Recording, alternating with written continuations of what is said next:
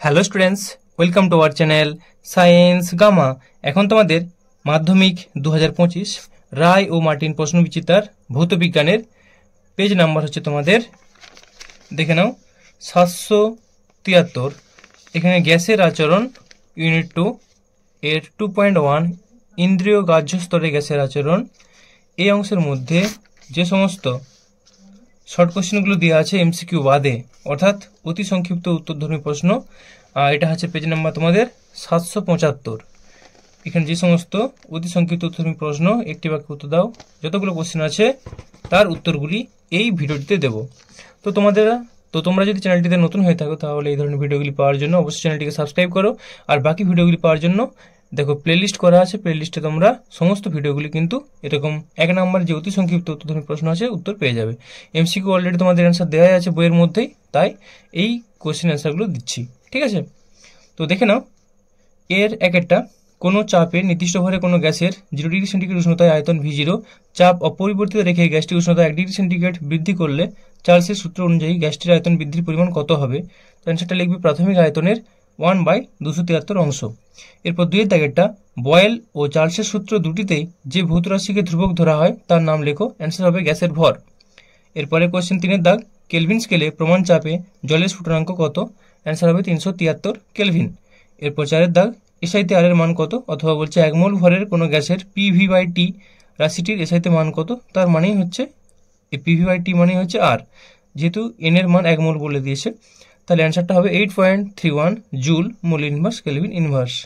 এর 5 এর দাগ, চার্লসের সূত্র অনুসারে স্থির চাপে কত ডিগ্রি সেলসিয়াস উষ্ণতায় কোনো গ্যাসের আয়তন শূন্য হবে? অ্যান্সার হচ্ছে -273 ডিগ্রি সেন্টিগ্রেড উষ্ণতায়। এরপর 6 এর দাগ, বয়েলের সূত্রে ধ্রুবক কি কি? অ্যান্সার হচ্ছে গ্যাসের উষ্ণতা, গ্যাসের ভর। এরপর 7 এর দাগ, চার্লসের সূত্রে ধ্রুবক কি কি? অ্যান্সার গ্যাসের চাপ, গ্যাসের ভর। তারপর 8 এর দাগের কোশ্চেন, VT সমান 1 + T/273 ইন্টু V0 সমীকরণে 1/273 ভগ্নাংশটি কি নামে পরিচিত? তো এটা লিখবো আমরা আয়তন প্রসারণ গুণাঙ্ক। এর পরের কোশ্চেন 9টা, 30 ডিগ্রি সেন্টিগ্রেড এবং 300 কেলভিন এর মধ্যে কোন তাপমাত্রাটি বেশি? অ্যান্সার হচ্ছে 30 ডিগ্রি সেন্টিগ্রেড, কারণ 30 ডিগ্রি সেন্টিগ্রেড মানে হচ্ছে 303 কেলভিন, তো 300 কেলভিনের থেকে বেশি, তাই অ্যান্সার শুধু লিখতে হবে 30 ডিগ্রি সেন্টিগ্রেড। এরপর 10এর কোশ্চেন, গ্যাসের আয়তন প্রসারণ গুণাঙ্কের মান কত? 1/273 পার ডিগ্রি সেন্টিগ্রেড ইনভার্স, মানে পার ডিগ্রি সেন্টিগ্রেড বা ডিগ্রি সেন্টিগ্রেড ইনভার্স। এরপর 11, PV সমান W/m/RT সমীকরণটিতে এম এর একক কি? এম এর একক হলো গ্রাম পার মোল। এরপর 12 দাগের কোশ্চেন, গ্যাস ধ্রুবক আর এর এসআইতে এককটি উল্লেখ করো। তো এসআই একক হলো joule mole inverse kelvin inverse. এরপর 13 দাগ, PV সমান RT সমীকরণে PV এর এসআই একক কি? তো লিখবো আমরা নিউটন মিটার বা জুল, জুল লিখলে হবে, নিউটন মিটার লিখলে হবে। এরপর 14 কোশ্চেন, সেলসিয়াস স্কেলে পরম শূন্য উষ্ণতার মান কত? Answer -273 degree centigrade. এরপর 15 দাগের কোশ্চেন, সেলসিয়াস স্কেলে দুটি বস্তুর উষ্ণতা পার্থক্য 10 ডিগ্রি হলে কেলভিন স্কেলে ওই উষ্ণতার পার্থক্য কত হবে? অ্যান্সার হবে 10 কেলভিন। এরপরে কোশ্চেন 16, চার্লসের সূত্র অনুসারে V বনাম T এর লেখচিত্রের প্রকৃতি কি হবে? অ্যান্সার হবে মূল বিন্দুগামী সরলরেখা। এরপর 17 দাগের question, litre atmosphere mole inverse kelvin inverse এককে আর এর মান কত? অ্যান্সার হবে 0.0821 litre atmosphere mole inverse kelvin inverse. 18 question, 1 mole আদর্শ গ্যাসের অবস্থা সমীকরণটি লেখো, বা n মোল আদর্শ গ্যাসের ক্ষেত্রে অবস্থা সমীকরণ লেখো। তো দেখো 1 মোলের জন্য হবে PV সমান RT আর n মোলের জন্য হবে PV সমান nRT। ঠিক আছে, দুটো উত্তর দিচ্ছি, প্রথমেরটা PV সমান RT, দ্বিতীয়টা PV সমান nRT।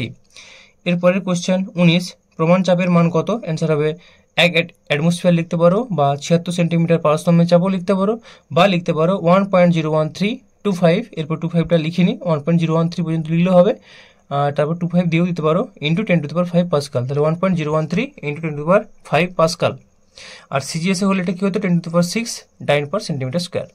ঠিক আছে, চলো এরপর 20 কোশ্চেন, চার্লসের সূত্রের লেখচিত্রে VT উষ্ণতা অক্ষকে কোন বিন্দুতে ছেদ করে? তো এটা লিখবো অরিজিন, অর্থাৎ 0,0 বিন্দুতে ছেদ করে। এরপর বা মূল বিন্দুতে ছেদ করে, কোন বিন্দুর জায়গায় মূল বিন্দু বা 0,0 বিন্দুতে ছেদ করে লিখলেও হবে অরিজিন। এটা আচ্ছা, এখানে লিখে দিই মূল বিন্দু, এটা মানে হচ্ছে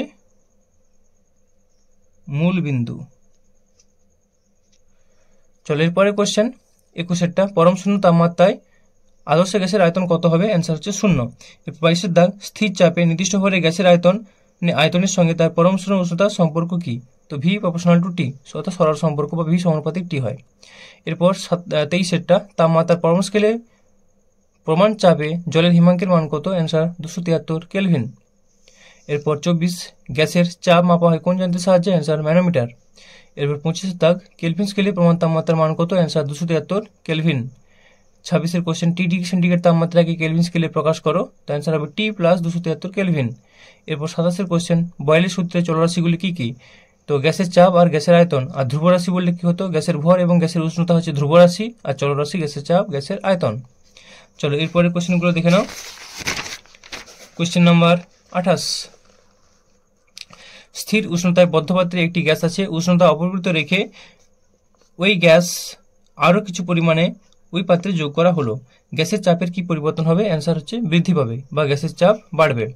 এরপর 29-এর কোশ্চেন, স্থির উষ্ণতায় কোনো গ্যাসের আয়তন তার চাপের সঙ্গে কিভাবে পরিবর্তিত হয়? অ্যান্সার হবে ব্যস্তানুপাতিক বা ব্যস্তানুপাতে পরিবর্তিত হয়। এরপর 30-এর কোশ্চেন, এসটিপিতে কত গ্রাম N2 গ্যাসের আয়তন ও চাপের গুণফল 224 লিটার অ্যাটমসফিয়ার? তো জানতে চাইছে কত গ্রাম N2 গ্যাসের আয়তন, সেটা জানতে চাইছে, ডাব্লুটা জানতে চাইছে। তাহলে আমরা কিভাবে লিখবো? দেখো, আমরা জানি যে পিভি সমান W by M R T, তাহলে ডাব্লু সমান কত? ডাব্লু সমান পিভিএম কোনাকুনি গুণ বাই আর টি, মানগুলো বসিয়ে দাও। পিভির গুণফলটা দেখো দেওয়া আছে 224, তাহলে 224 এম এর মান যেহেতু N2 নাইট্রোজেনের ক্ষেত্রে 28 বসাবো, ডিভাইড বাই 0.082 গুণিত 273, এটা করলে পাচ্ছি আমরা 280.175 গ্রাম। এটা হচ্ছে প্রথমে অ্যান্সারটা হলো 280.175 গ্রাম। ঠিক আছে, এরপর একটা অনুরূপ প্রশ্ন দিয়েছে, এসটিপিতে কত গ্রাম O2 গ্যাসের আয়তন ও চাপের গুণফল 224 লিটার অ্যাটমসফিয়ার? একই কোশ্চেনটা আছে, শুধুমাত্র N2 এর জায়গায় O2 বলেছে, তাহলে N2 এর জায়গায় O2 হলে সেম ক্যালকুলেশন, 28-এর জায়গায় আমরা কত বসাবো? 32, তাহলে যা আছে তাই থাকবে, 28-এর জায়গায় 32 বসাবো, দিয়ে দ্বিতীয় কোশ্চেনের অ্যান্সারটা পেয়ে যাবে। এটা করে নি, একই রকম যেহেতু আর করে নি, 28-এর জায়গায় 32 বসিয়ে করে নেবে। ঠিক আছে, চলো নেক্সট কোশ্চেন কি আছে, এসটিপিতে কোনো গ্যাসের মোলার আয়তন কত? অ্যান্সার হবে 22.4 লিটার। এরপরে 32 দাগে, একটা নির্দিষ্ট পরিমাণ গ্যাসের আয়তন স্থির রেখে গ্যাসের উষ্ণতা বৃদ্ধি করলে গ্যাস অণুগুলির কি বৃদ্ধি পায়? তো গ্যাস অণুগুলির গতিশক্তি বৃদ্ধি পায়। এরপর 33-এর কোশ্চেন, 128 গ্রাম অক্সিজেন গ্যাসের ক্ষেত্রে আদর্শ গ্যাসের সমীকরণটি লেখো। তো লিখবো আমরা পিভি সমান 128 বাই 32 আরটি। দেখো অক্সিজেন গ্যাস বলেছে, অক্সিজেনের কত হয়? আণবিক ভর হচ্ছে 32, তাহলে সেই জন্য আমরা কি লিখবো? যে পিভি সমান 128 বাই 32 আরটি। তাহলে 128 বাই 32 করলে কত পাবো আমরা? 4, তাহলে পিভি সমান 4 আরটি হয়ে গেল। এরপর অথবাটা কি বলছে, 68 গ্রাম NH3 গ্যাসের ক্ষেত্রে আদর্শ গ্যাস সমীকরণটি লেখো। তাহলে একই রকম লিখবো, পিভি সমান 68 বাই NH3, আণবিক ভর কত? অ্যামোনিয়ার 17, নাইট্রোজেনের 14 আর হাইড্রোজেনের 3, H3 1 গুণিত 3 মানে 17, 68 বাই 17 করলে পাবো 4, তাহলে পিভি সমান 4 আরটি, এটি হবে অ্যান্সার।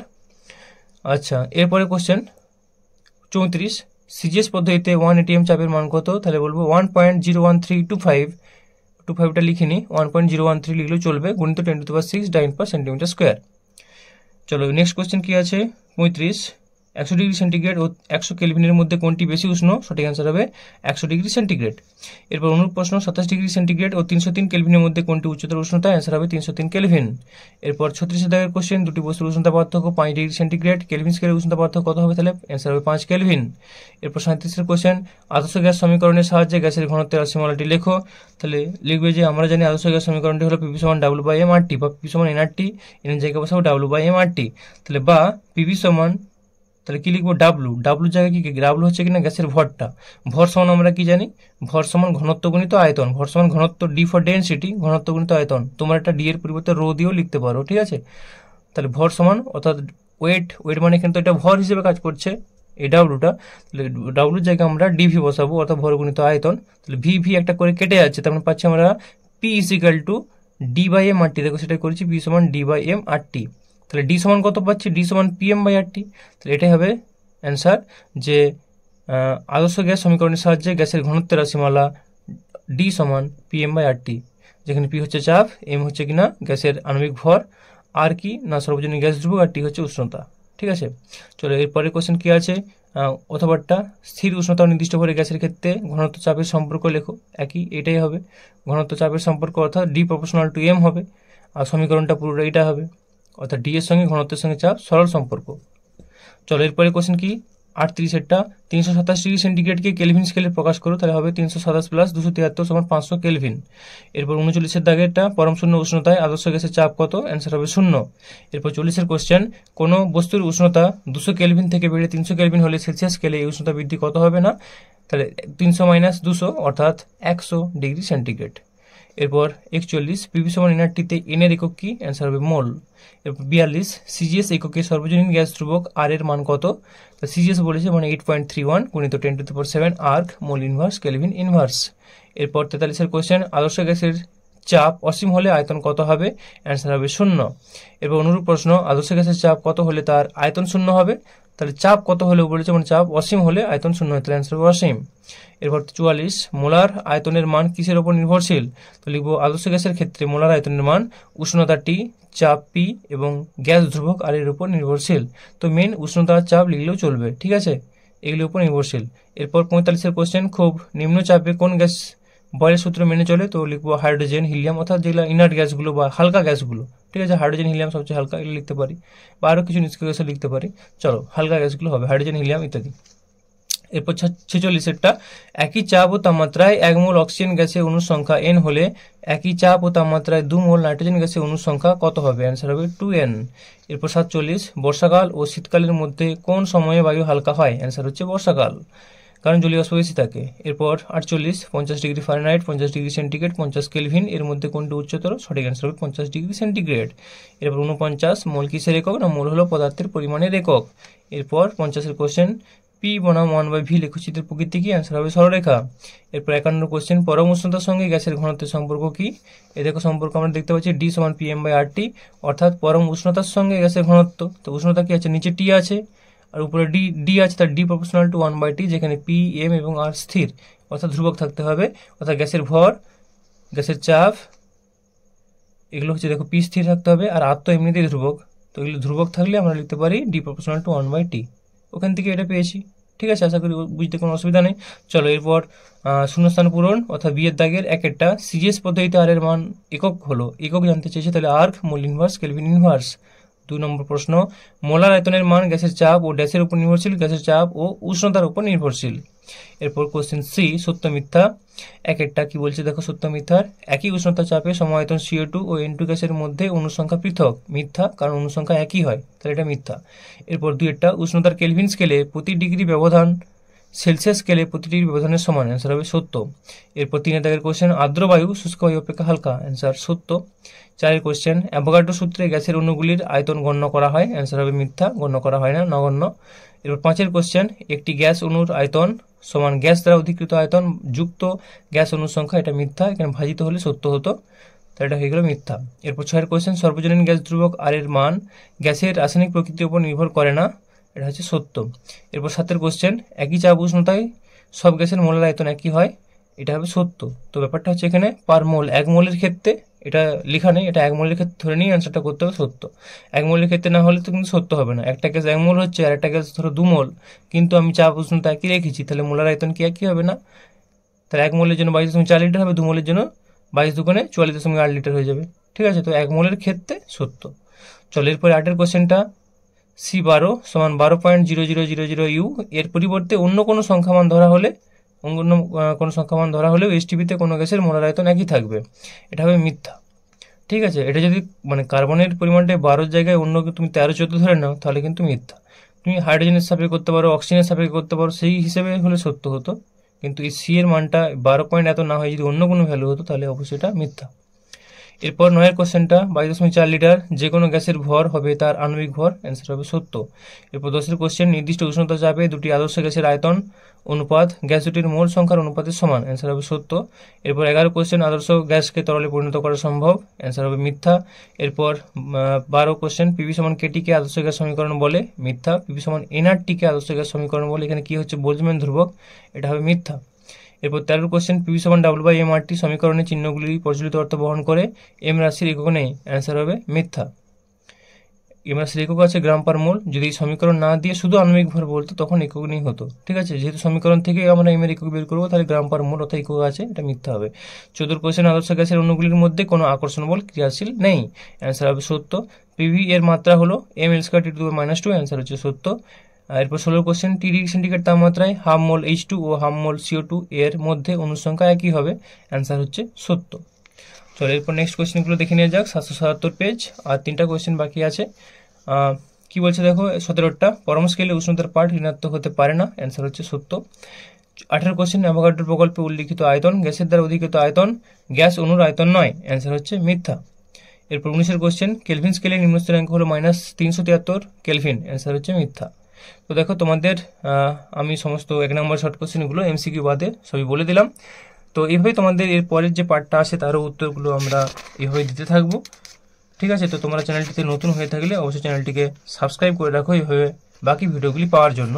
দেখো এরপর আছে আণবিক স্তরে গ্যাসের আচরণ। এখানে যে সমস্ত অতি সংক্ষিপ্ত উত্তরীয় প্রশ্ন আছে পরের ভিডিওতে এগুলি পেয়ে যাবে, ঠিক আছে। বাই।